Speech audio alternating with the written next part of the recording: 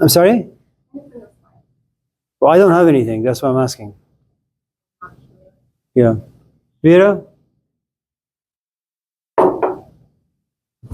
Do you engage in gossip?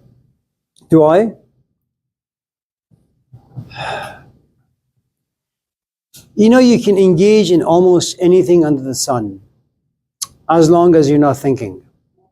In other words, one of the things about reflection, not so much thinking, because thinking is a reaction to a force out there that's imposed upon you. Reflection is while you're doing something, a part of you is like standing outside, looking in, and says, Amir, how could you? Don't do that. You know, it's like my aunt just bought like a bucket of Persian ice cream, and I haven't had ice cream for like over a year now, a couple of months because of my heart.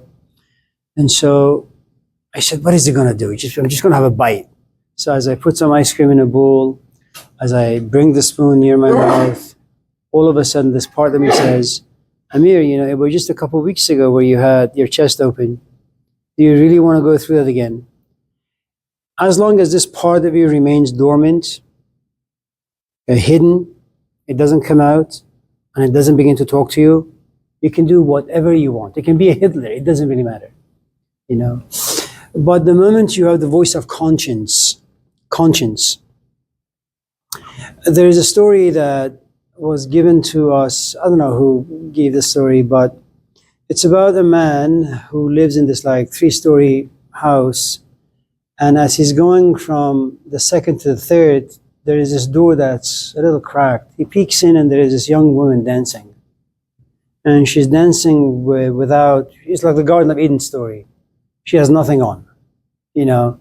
And this young man looks and says, wow, this is great. It's like a free show. And so he sits and just watches this girl dance, you know, and he's like mesmerized. There's lots of pleasure there. Times he just goes to Subway, grabs himself like a foot-long turkey sandwich, comes home, sits by this door that's cracked open, and eats and watches this free show. On one occasion, he feels a hand on his shoulder, turns around, and it's her mother. And the mother asks, what are you doing? And for the first time, he comes to realize that what he's doing is inappropriate, that he's invading her space, the young woman's space, her daughter, that she's, you know, without any clothes on, and it's not something that he should have done. But he didn't really become aware of this for like months or weeks. It's only because of this hand on his shoulder. And so the stronger the voice of conscience, the less you're able to do things. The more subtle, the more hidden, the more invisible, the more you're able to do things and get away with them. So when you ask me, do I engage in gossip? My father is 93 almost now, and he's beginning to forget things. Like this past weekend when I was there, he asked the same question like 5, 6, 7, 10 times. You know, he's very healthy, just his mind is slipping a little. And so there's a part of me that desires to be quiet, because after 30 years of being in a classroom and rambling on and on and on and on, you begin to grow tired of hearing your own voice, ideas, your engagement in this and that, you know. So knowing that I don't really want to engage in conversation, and yet this is my father, he's also beginning to slip. So I willed myself to gossip. At the same time, there was a part in me that says, this is a complete waste of time, but you know what you're doing and why you're doing it. But we were also driving with my brother to the car wash to fix, you know, some things over there. My brother also teaches. He teaches computer science, sociology, psychology, and it's a 45-minute drive. In those 45 minutes, we maybe spoke for 10 minutes, even though I hadn't seen him physically for, I don't know, like 2, 3, 4, 5 weeks, right? And so because he doesn't like to gossip, mostly because it's the classroom, and in the classroom you can't really just, you know, do barber talk, shop talk. And so him and I were very quiet. There are times my mom calls, and if she has a very engaging story, it consumes me, and I fall into the trap of gossiping for like half an hour. Then I'm married. And the only way relationship can survive is, how was your day? No, please. What am I going to say? Nothing. Oh, my day was good. I ran into a student and she was wearing sneakers, and I ran into another student. She was wearing high heels, and we'll gossip till about 10 at night. Then I say, yes, thank God, she's going to go to sleep. I can stop talking.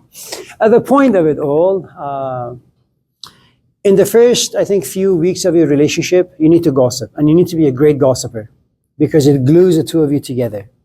I mean, you can't just go on a date and say, so what's the meaning of life? I'm doing philosophy. Let me tell you about Kierkegaard. Nobody cares. So you need to kind of start small, just gossip away.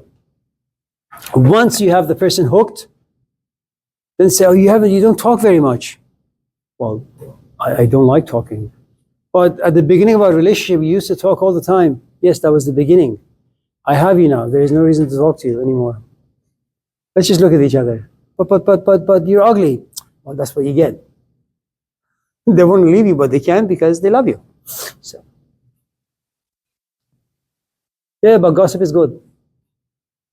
I mean, all of us, before cell phones, forgive me, before cell phones, you had to pick up the phone. I mean, talk on the phone for like hours. We were such great gossipers. I mean, as the sort of animals that we are.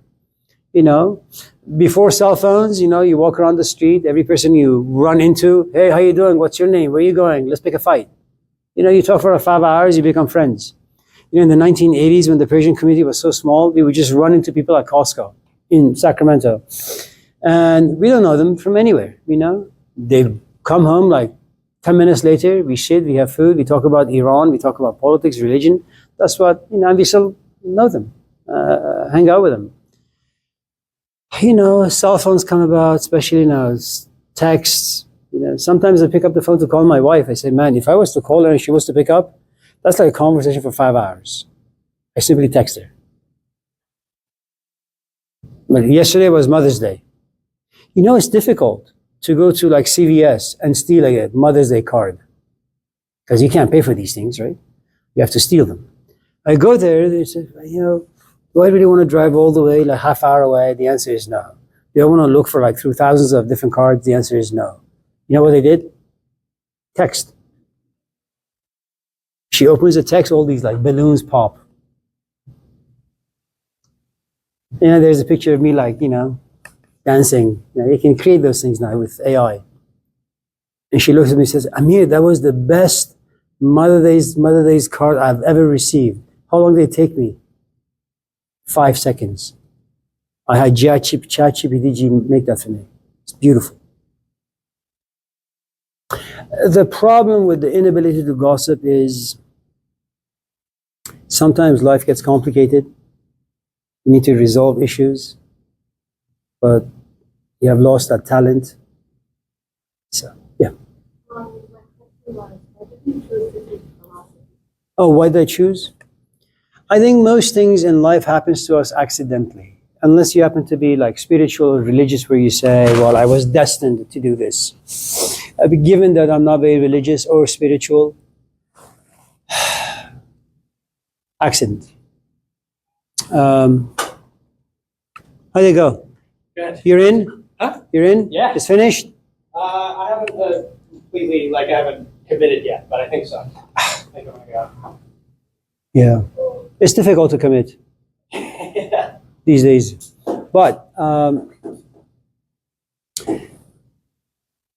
if you ask any one of us in this class how we ended up in relationships, again, leaving aside religion and spirituality, luck. You run into someone, accidentally you find yourself attracted. That attraction pushes you into spending some time. One morning you wake up and you say, man, I really like this person. 10 mornings later you say, I really love this person. All accidents. I mean, these are just things that happen to you as an organism. And as a man, if you're in love, you say, marry me. She'll probably say no. If you're a woman, like you say, let's get married. And the man begins to shake a little, sweat a little, and then eventually, says yes. But most things are accidental. So in my case, it was, I just ran into a guy. Didn't like him, grew on me. After growing, I liked him. Then I said, since he does philosophy and religion, maybe I should do the same thing, and I did. I didn't want to teach. I was washing cars while having all these degrees. One day my brother said, why don't you just go into education like me? I said, okay. Did some interviews, got a job, but you have no idea how you're going to be in the classroom, if you're going to be good, if you're going to be bad, if you're going to be mediocre. You come to class, you open your mouth, and as Rumi would say, some people open their mouths and it's like ice, everything freezes, everything dies. Some people open their mouths and it's lukewarm, and some people open their mouth and it's like fire. It consumes everyone in the room. You have no idea which category you're going to fall into, But I think all of us start anything with a good amount of passion, fantasies, dreams. Whether or not they're appropriate, I don't really know. Time will tell. Yeah.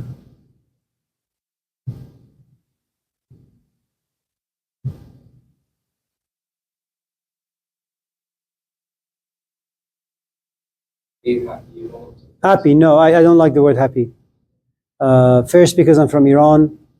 Iran has been a tormented country for the past 5,000 years. And a 5,000-year culture is very much like a 5,000-year-old person. Like, what you realize is something that the Persian, it's a saying that we have in the Persian culture, that youth stays with you for one day, old age a lifetime. That whenever, you're young in relationships, but whenever you have a very heated disagreement with your companion, also depending on your temperament, you say, what, I don't think this relationship is going to work. Now, you've been going out with this person for 5 or 6 years. Everything has been good.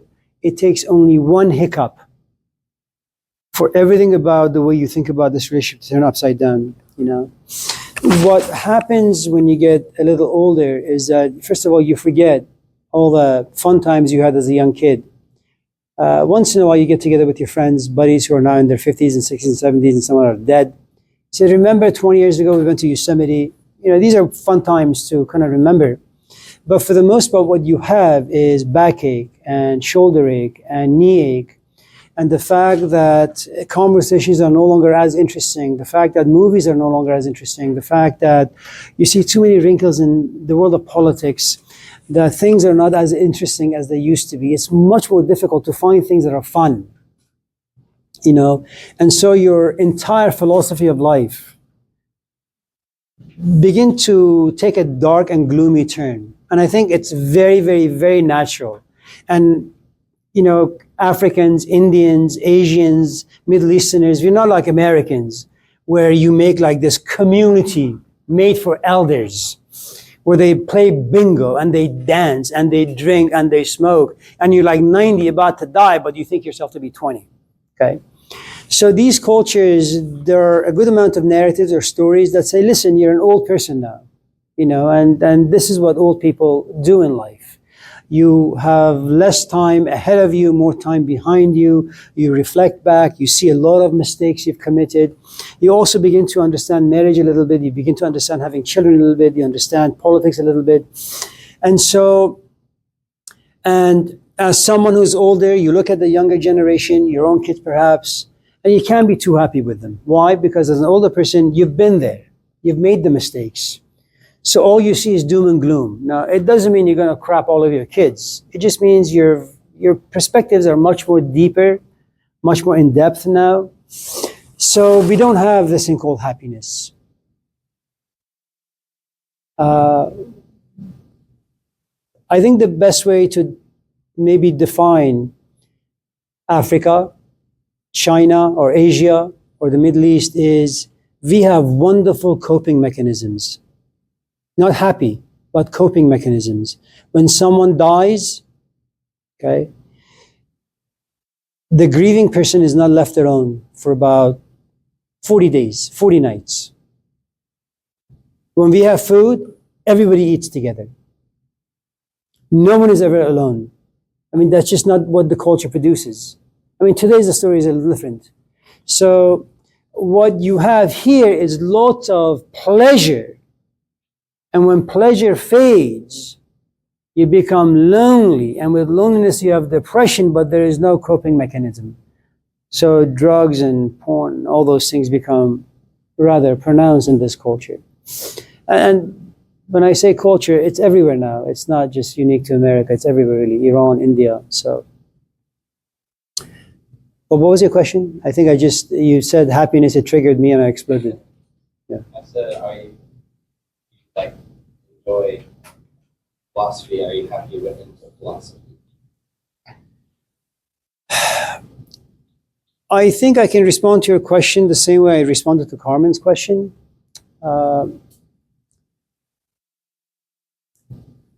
You have a relationship with philosophy as you have a relationship with a man or a woman, any relationship. In its infancy, it's beautiful. You see them giggle, you see them run around, you see them break things, it's wonderful, okay? Then as infants become toddlers, and as they're able to become a bit more independent, they begin to grab knives, they begin to run the streets, and you realize, well, that which was once fun now becomes a vehicle for dangerousness and worry and anxiety, okay? And then as they become adolescent, your worries expand. They grow bigger. And I think what happens when you do philosophy or anything in life is that initially, because it's new, and everything that's new is full of life and it's exciting, and then it gets serious. I mean, right now you and Ashley, very, very fun. Just wait until she pops the question. Then you realize, well, it's not as fun because she demands an answer by the ends, like next week. Then there comes a point where you realize that, well, yes, you do want to marry her, but now money. Where are you going to get money? Where are you going to live? Then after a few years, she's going to look at you and say, you know what, my body's screaming for a baby. When we're going to be a family? And so what was once fun at the age of 18 now becomes serious. Then at the age of 45, you're going to lay in your bed at 2 in the morning, you're going to say, I think I want out of this relationship. And that's how things go. I never imagined myself thinking about retirement, but I do it every day now.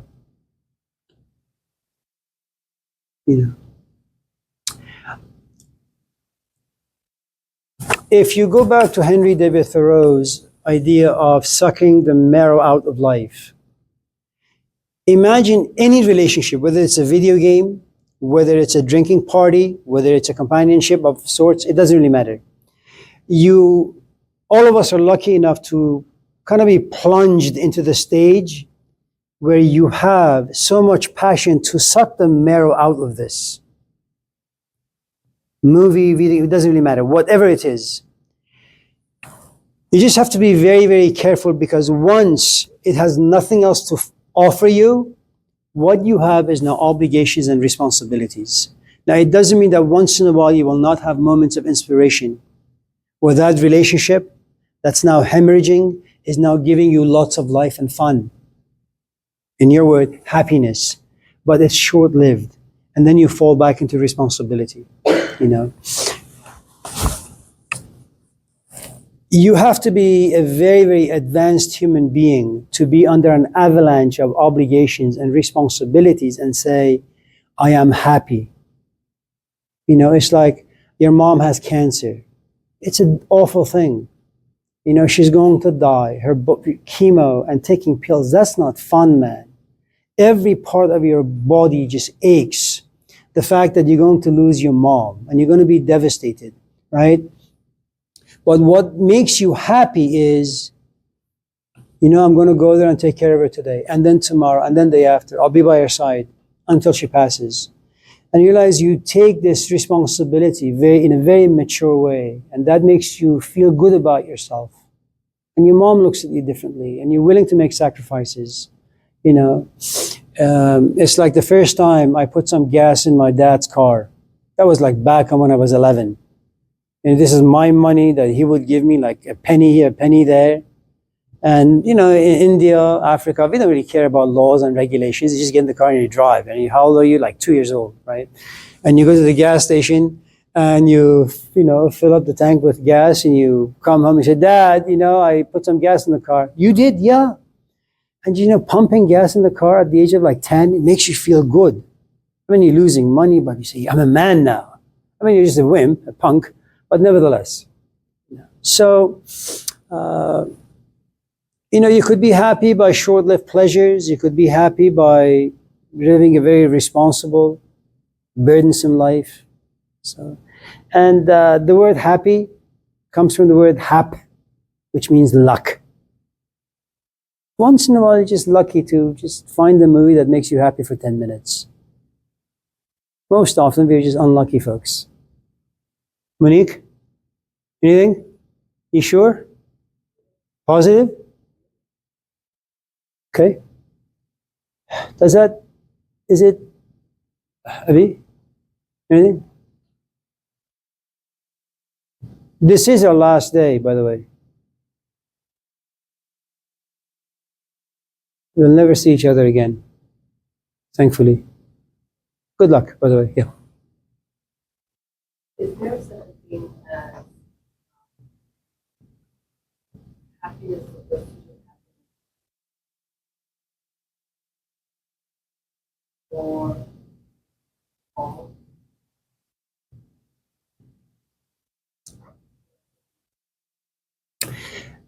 Maybe we've talked about this before, I don't know. Leo Tolstoy and Russians have a tendency of writing these huge novels. But Leo Tolstoy wrote this book called The Death of Ivan Ilyich. Ivan has a butler, I think his name is Garsan or something.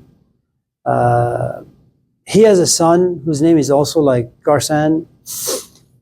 By the time Garsan is old enough to do some things for his boss, Ivan is sick, very sick. He's about to die.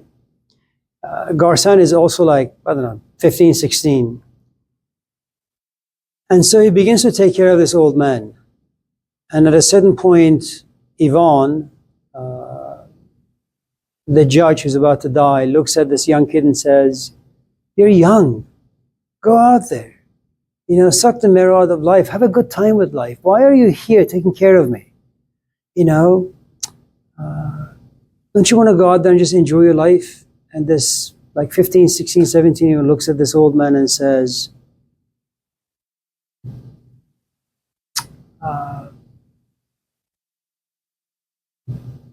Bergman made this movie called The Seventh Seal. It's about death.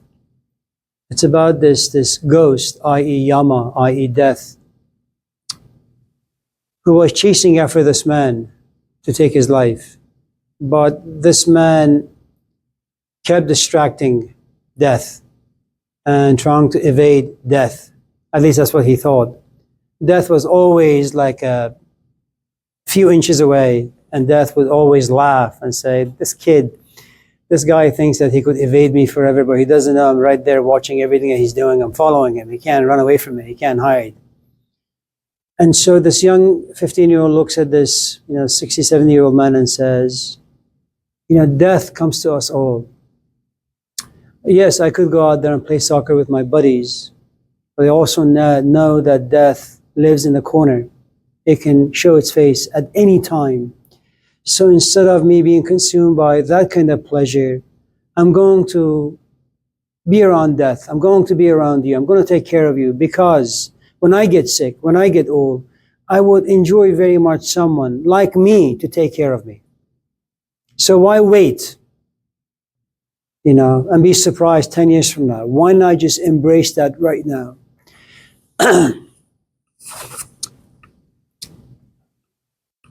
It's a funny thing in the sense that I don't think philosophy makes you happy. Okay. When I was a musician, and I remember having my nephew, he was sitting on my lap while we were playing music, and it was like Persian music. We were going back and forth, and he was like humming, And I said to myself, it would be really, really good if Armand, that's his name, if Armand could also become a musician and then a philosopher like me.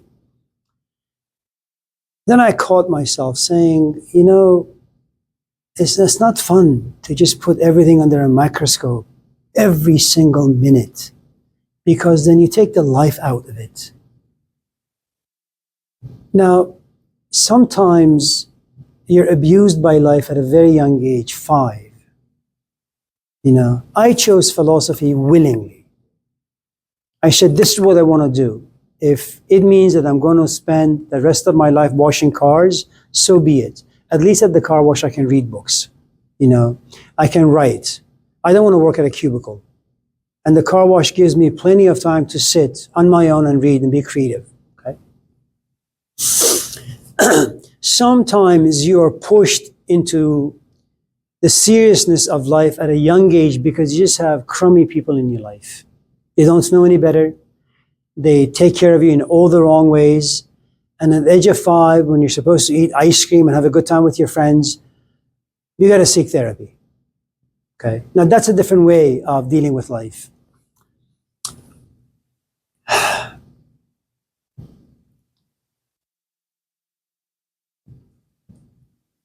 Knowing what I know about philosophy and knowing what little I know about life, and both of which I know very little of, okay? Eventually, all of us have no choice but to be forced into thinking about the big questions of life. You are going to look at your companion and ask, why? You are going to look at your kids and ask, why? You are going to look yourself in the mirror and say, what the heck? You are going to stand naked before life and say, none of this stuff makes any sense. You will become an existentialist at some point. And the problem with being shipwrecked at the age of 40 is that you have spent so much life trying to create a life for yourself. And you do, in fact, create a beautiful life, only to realize it means nothing. But that's at the age of 40, and it's devastating, especially in this culture, where there are no good narratives. And you have politicians being toyed with by lobbyists and pharmaceutical companies. And you're going to be labeled as some sort of, having some sort of an illness, and you're going to be drugged up, okay? And then the question is, if all of us have no choice but to be shipwrecked at a certain point of life, maybe I should impose my own will on my kids. Maybe I should force them from the age 2 to slowly become interested, like a frog in this water, little by little have them interested in the world of reflection, thinking, philosophy, wisdom. So at the age of 18, they can go to school and major in philosophy. All life, all kinds of lifestyles are going to be uncertain. All of them are. You could die at the age of 18, you could die at the age of 918. No one really knows. You could study philosophy and become a Hitler. You could study business and become a saint. Who the hell knows? No one knows, okay? Consider, for example, the death penalty. And relate that to Malcolm X.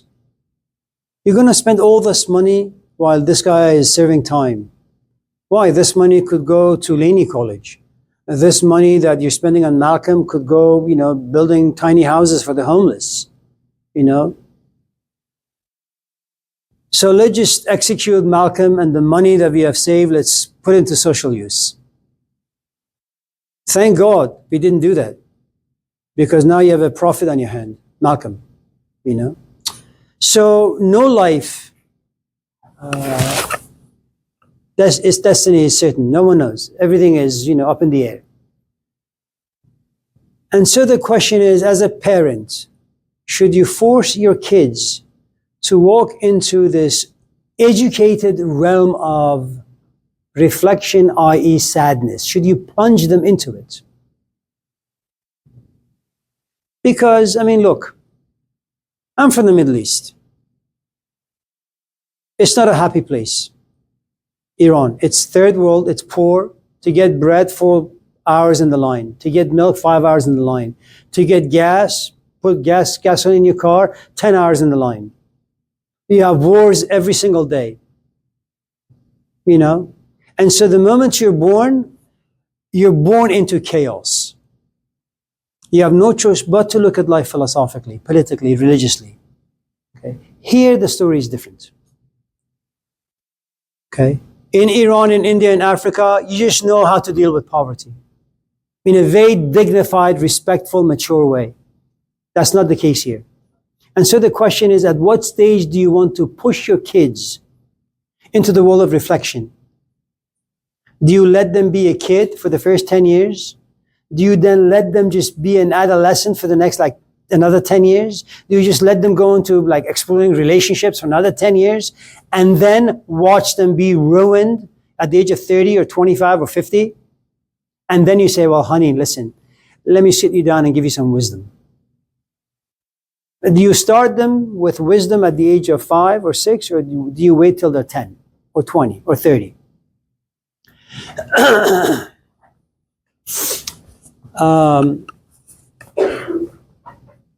I'm not sure at what age it's good to ruin people. You know. If I had 2 students in the class, one a young man, one a young woman, I would tell them 2 different stories. The woman, I would say, stay in school, have no friends, focus on school, don't be in relationships. First, because you're dealing with a male-dominated environment, America is, and men are poison here. They really, really are. Are they really better anywhere else? Yeah, they are. Because what you have in, say, there are always going to be exceptions, okay? The culture has the power to domesticate its people. The culture gives parents a certain amount of power, and that power dominates the kids. The social norm also tames the people. Okay? You have freedom to obey your parents. You have freedom to obey your wife or to obey your husband. Those are the limited kinds of freedoms you have. Freedom right now here is just too much. And you give it to people who are uneducated, they don't know how to think. And there is no GPS. I mean, look, imagine you want to go somewhere.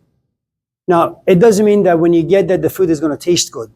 But you want to go to, say, some Persian place to eat some food. Make it there. Okay? Okay, so you put the address to GPS. Okay? Now, what GPS does for you, it removes all assumptions, all freedoms, and says it's tyrannical. Okay?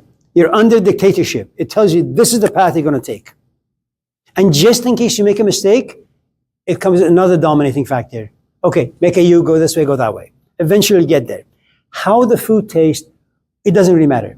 Now imagine if there is no GPS. All you have is a name. And the name is, all I want is happy. All I want is a girlfriend. All I want is success. But what's the GPS? What direction, what path do you take? I am free, I'm going to make my own decision. You're just a 20-year-old punk.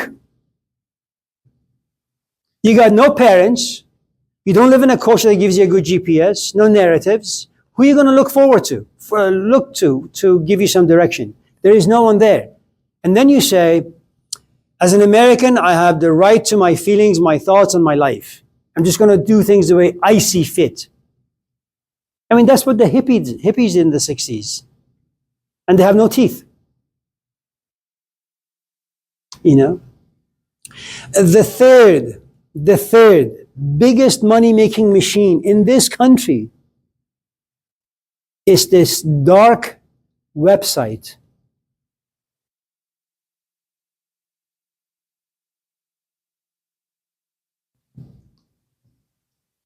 It's about women and children being things done to them. And it's there for free.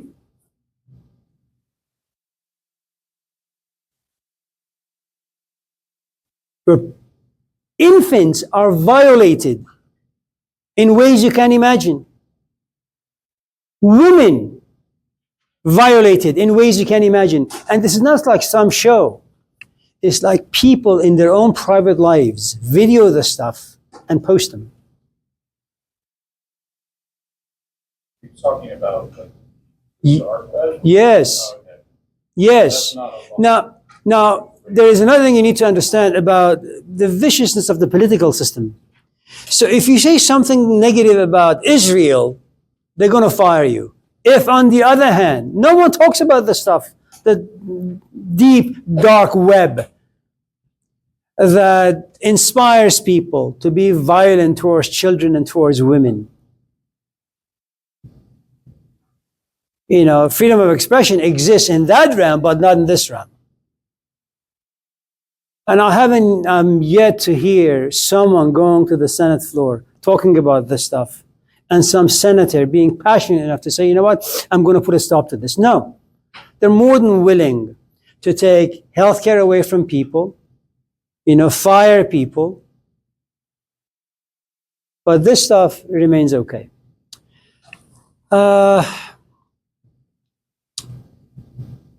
Anyways, anyone else? Monique, yes.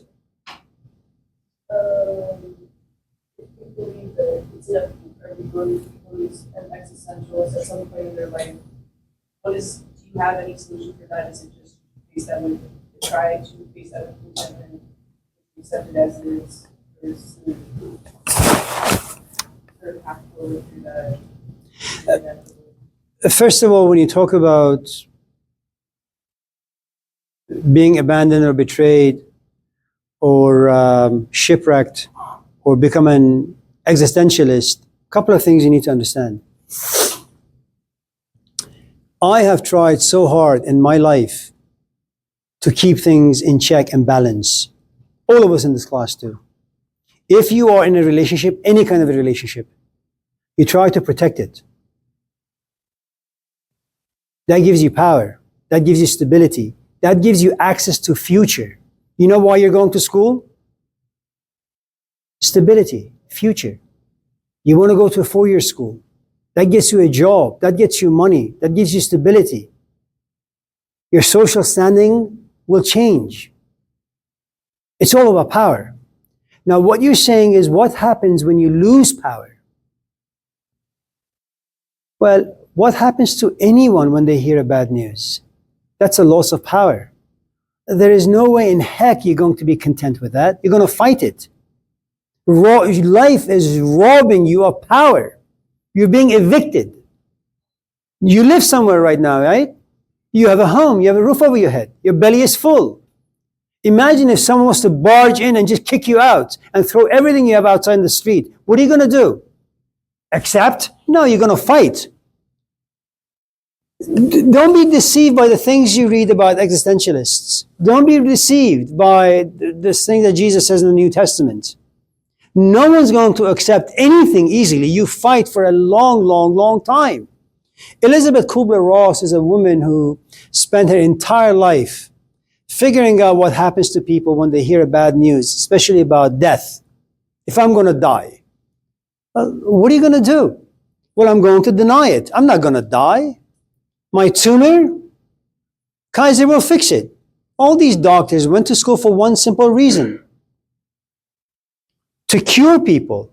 I am ill. They have the power to heal me. I'm not going to be okay with just seeing one doctor. I'm not going to be okay with one doctor denying me. No, I'm going to have 5 doctors look at me. I'm going to demand justice. You know, I am 60. I should die. He's 18. He should have another 50 years to go. Why the hell does he have tumor?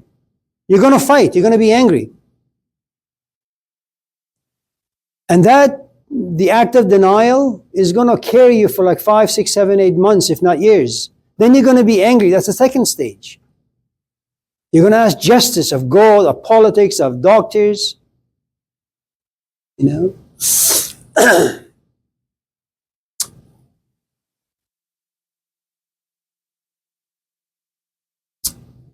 You're going to go through 4 or 5 different stages. But before you get to the place of acceptance, you're going to find yourself depressed.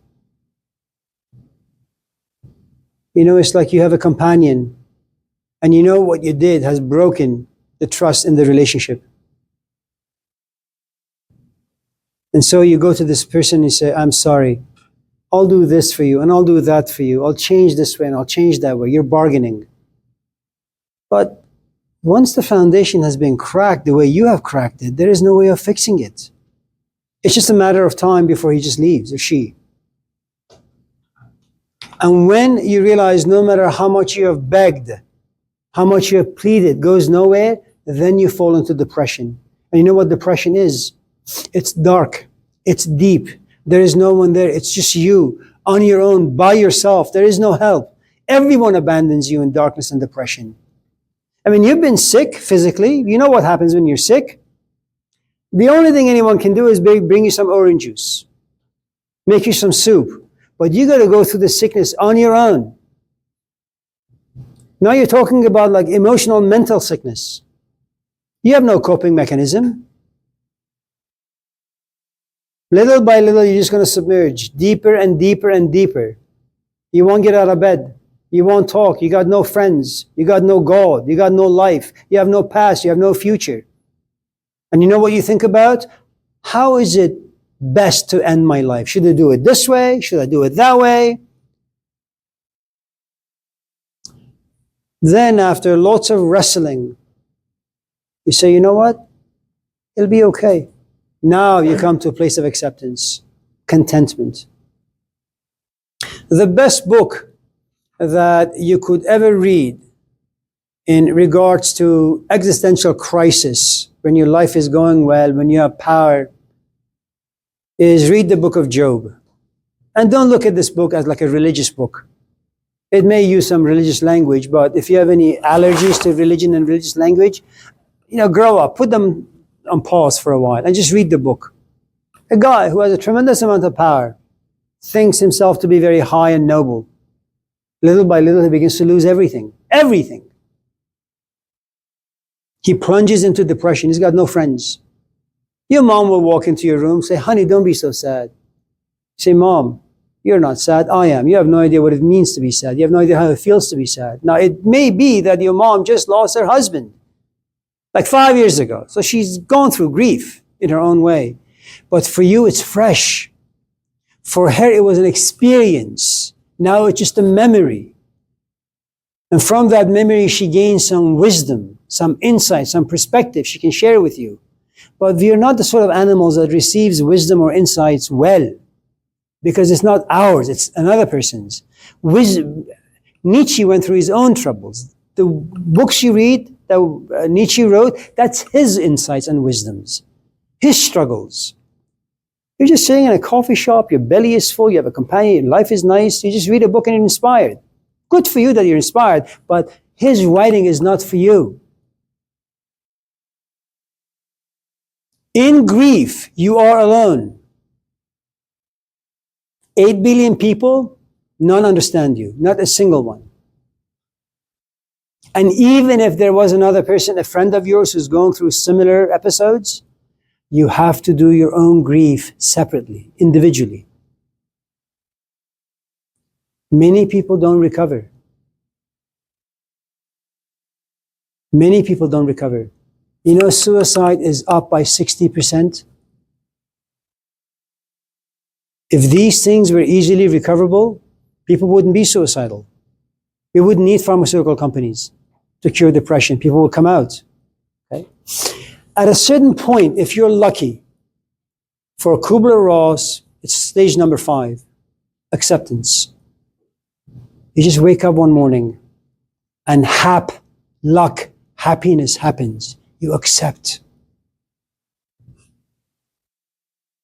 You accept. You accept all of your mistakes. Now, it doesn't mean you're not going to be punished by the pangs of conscience. But you say, yeah, I made a lot of mistakes. Yeah, I'm stupid. And that acceptance brings understanding. That understanding brings humility. Your arrogance goes away. You become very, very, very quiet, very meek. You know, blessed are the poor who shall inherit this. Blessed are the brokenhearted who shall inherit that. Blessing only comes when you're down and out.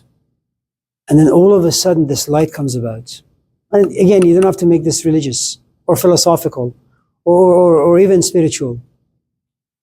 You know, Karl Marx, he likes ideas until he sees the factory conditions. He becomes a realist. He accepts and then he writes. And he accepts the fact that he can't make any money for himself or his family. That he has to accept the fact that his daughter died because he's a thinker. It just takes a long time.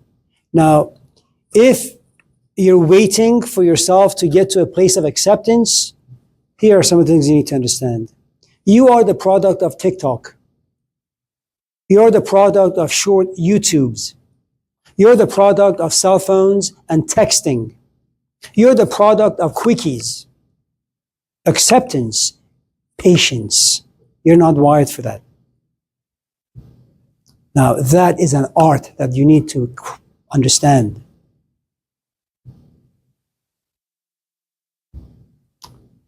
If you don't have that talent, and no one does these days, you have to go to school for that.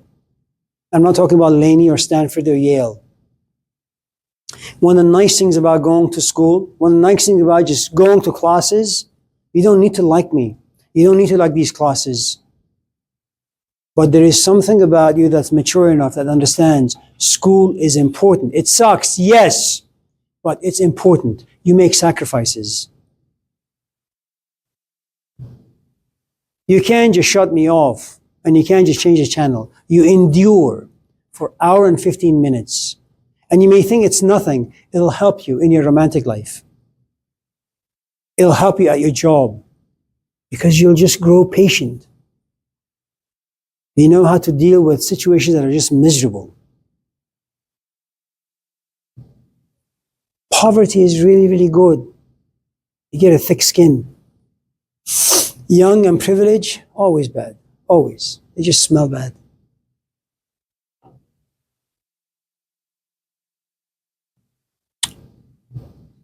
Yeah. Yeah. What do you think about, for example, what kind of cultural and psychological conditions give rise to fascism, and particularly in regards to how like fascism appeals To men? Oh, to men.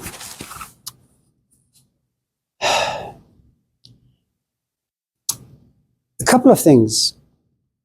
Women are great. And let me qualify that. Women are great because they have a natural and organic GPS. At a certain point in their life, despite who they are, what they are, many of them, they just say, my body wants a baby. They may be a CEO, they'll climb down and they'll be a mother. Okay? Women have this capacity and ability to be happy with what they create. I mean, genuinely create. You know, it's something that Plato had talked about many, many centuries ago, a couple thousand years ago, which is women can never have false children. Women know what pain really looks like and feels like. Just ask any woman who's pregnant.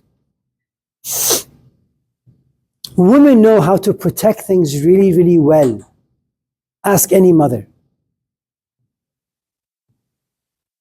Men, on the other hand, men are just confused. I mean, look at the Old Testament. All men who just walk away from life, go into the desert trying to figure something out. And they come back and they create revolutions. Some good, many bad. So that's the first thing you need to understand about women and men's psyche.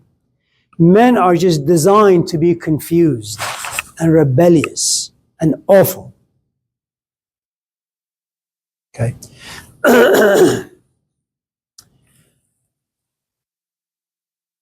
Men have to keep a lot of repressed emotions without the ability to express them.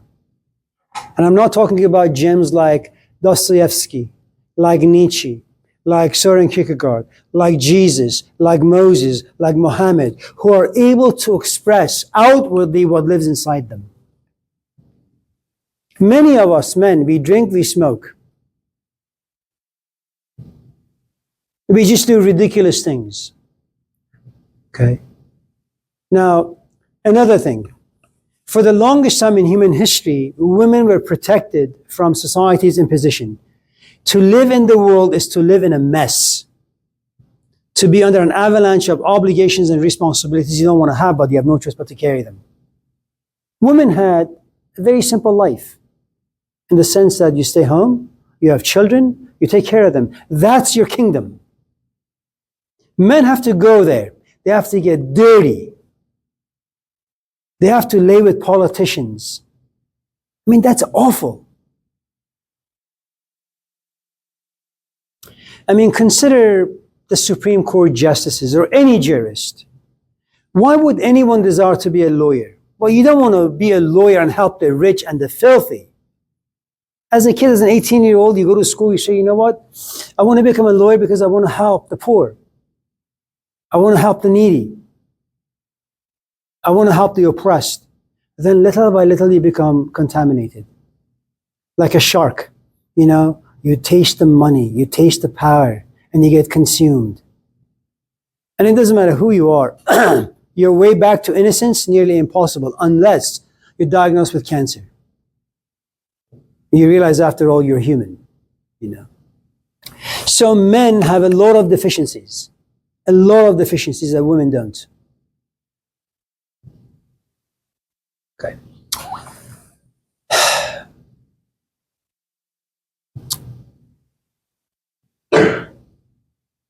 And I'm not talking about these days, I'm talking about maybe 50, 60 years ago when things were a bit more simple. And by simple, I don't mean no complications or complexities.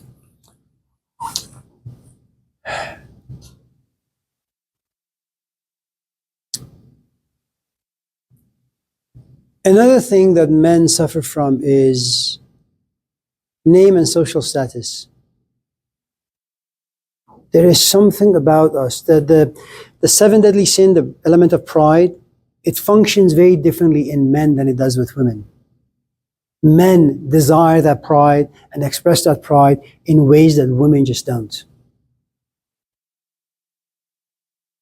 And the sort of humility that lives inside women, very, very different than the sort of humility inside men. Men will have to go through a lot of nonsense in life, understand those nonsense, repent because of those nonsense, and eventually gain humility. Women don't have to do that.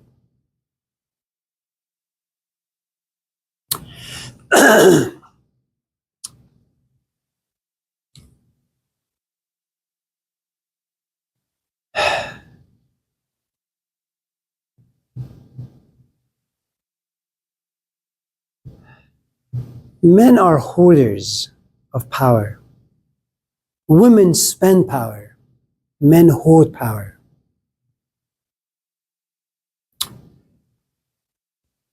And I think because men, for the most part, are deficient in so many areas of their own psyche and in life, they gravitate towards someone who can scream for them. If you understand the life of Hitler, it's interesting in the sense that Hitler wants to be an artist, but he gets spanked. Hitler also lives in a very oppressive environment. Also, Germany is poor. Germany is devastated. And when you're poor and devastated, you lose hope. You know? I mean, if you look at the life of Malcolm X, for example, he has hopes in becoming a lawyer until the teacher he loves and trusts tells him, because of your skin color, that's too much for you. You can never be what you want. And he says, you know, if I can't be a lawyer, maybe I should just go back and do what my people do all the time. They rob and steal and do this and that. Okay, then he gets caught. Okay. So when you live in an environment where there is lots of poverty and oppression, you lose hope. Okay? In hopelessness, you become aggressive. In aggression, you have a good amount of anger. And if you're not careful, that anger can become rage, and that rage can manifest itself violently. And men love that. The porn industry is governed by men. And if I was to reduce that word, it's just one single thing. It's just violence against other people. That's what pornography is. It's just violence. Add to it the fact that if Aristotle is right, there is something about us human beings, we enjoy violence enormously. Okay? So when you go back to Hitler and his time, why do people join mass movements? It's not like people enjoy Palestine or they're for Israel, none of those things. We live in an oppressive environment. Life oppresses you. Life victimizes. It's just life does. You're just looking for a spark. You just want to shout and scream. If you've seen that movie Network, it's a 1970s show. Yeah, where the guy just, he's a news anchor. At a certain point, he just opens the window at a shop and he says, I just can't take this anymore. I mean, imagine just one student walking out of one of these classes saying, these instructors suck. Before you know it, you have hundreds of students out there marching. You just need a spark. Men need a spark. Because life just sucks the life out of them. I mean, those of us in this class who have children will tell you, man. The kids come home after like 5 hours of being in school, and then they get harassed by their parents. You give them downtime for about 10, 15, 20 minutes, but parents, rightly so, they worry. They're anxious. They're paranoid. That's the domain of parents. That's where they live, in the realm of paranoia, of all sorts of things. Okay. Do math. Do your essay. Do the piano. Now it's soccer time. Now sit and do this. At a certain point, the kid just screams. Or at night pees in bed, or does all sorts of crazy things. That's what life does. We're just looking for someone who can free us for 10 minutes. Gandhi. 40,000 British soldiers dominating 400 million people. Just think about the numbers for a moment. Look at ICE, what it does. It goes into a certain environment. How many ICE security officers? Maybe 5, maybe 10. Okay? How many people standing around? 100, maybe 200, and yet no one does anything. And I assure you, if there was one spark, the 200 would jump the 5 ICE security officers. That's what happens. Yeah, that happened recently. Yeah. But the point, the answer to your question is just that, because at least it used to be, most of life is on the shoulders of men. Life out there. Do you think about how cultural narratives, or the lack thereof, certain kinds of cultural narratives might contribute to that? It's a favorite story of mine, and I may have shared in class. Muhammad Ali and George Foreman, they had a fight in Zaire in 1978. And all the commentators had, this position that Ali is going to lose. Foreman is a beast, he's powerful, Ali is a little older. And so, he stands no chance. Then comes round 8. And Muhammad Ali was clever. Muhammad Ali is like a Jesus Christ of sorts. He's an amazing human being. He just let Foreman beat him, for 7 rounds. He was exhausted. 8 rounds come, Muhammad Ali, punches Foreman to the canvas, doesn't get up, he wins the fight. He walks around Zaire, certain towns, tiny villages. And what he sees is amazing. All these poor kids with no shoes, no clothes, living in boxes in the middle of nowhere. He says to them, you guys are so poor. And yet there is so much dignity and self-respect. We have poverty in America, but we have no self-respect. Now, you can't say that all these black African kids in Zaire had sat and read Plato's dialogues to all of a sudden become so respectful and dignified. No. There is something about the culture itself. That the moment you're born into adulthood. No one pampers you. There is no such luxury.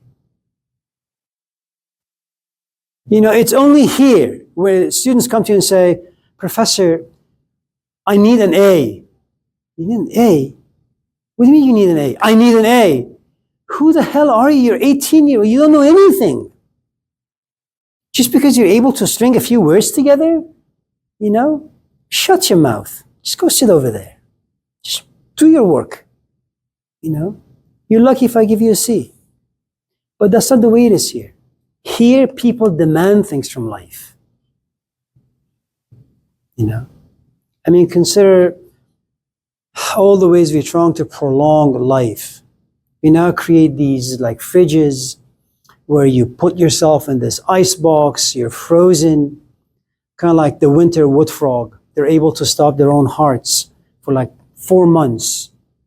And then when they thaw during summertime, they come back to life as if nothing has happened. And that's what us human beings want to do. We invent things so we can put ourselves in this ice box and we can come back to life in 955. The world would be very, very different, and now you can have a different kind of life.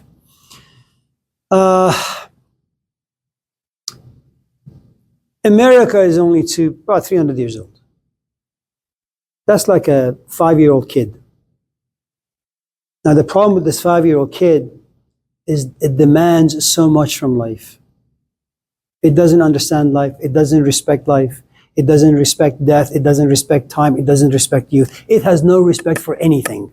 And if you have children, we'll tell you, those of us who have kids, kids don't respect anything.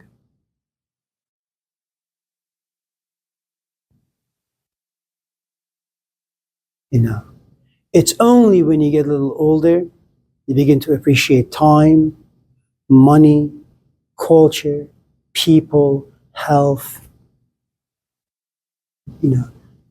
15 years ago, when I would ask my students, how many of you drink? No hand would go up. How many of you smoke? No hand would go up. People had a bit more self-respect. And culture would also help with that. Today, man, you are driving, to Roseville, the 50 billboards, call 900 weed. And we'll give it to you while you're driving. It's a crappy culture. Who can survive? Nobody. Feel bad for Abi. She's got like half a dozen kids. Buddy, there you are! Sorry if the class was a little rough today. Any other questions? Levi. We talked a lot about this class on how there's good teachers and good students, and only good students are really worth teaching for some philosophers. Do you think our class was worth teaching this semester?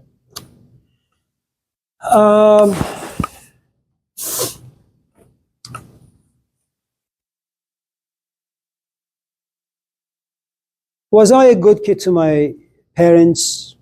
No. Did their chit-chat once in a while make me think? Yeah. Did their chit-chat inspire me once in a while? Yeah. Was I a good kid once in a while? Absolutely. Was I rotten many times? Yeah, because I was a kid.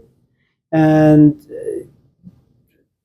we lived on different platforms. They occupied the parent platform, and I occupy just a young kid who just wants to go out and just have fun.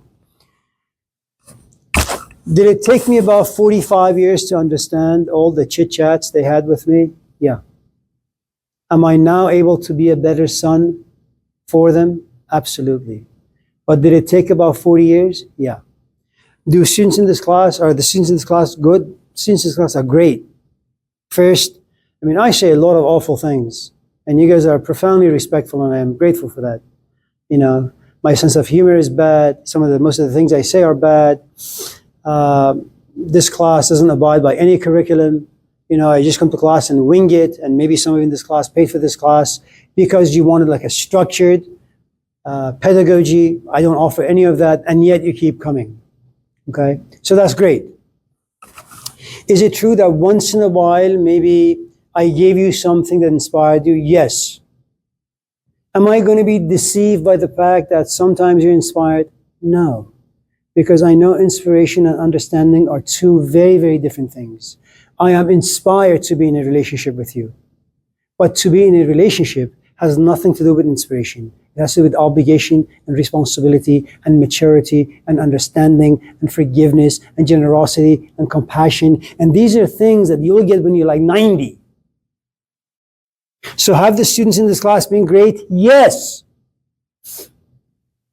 Have I been a good teacher? No. Is it your loss? Yes. My gain? Absolutely. Does it matter any in the long run? No.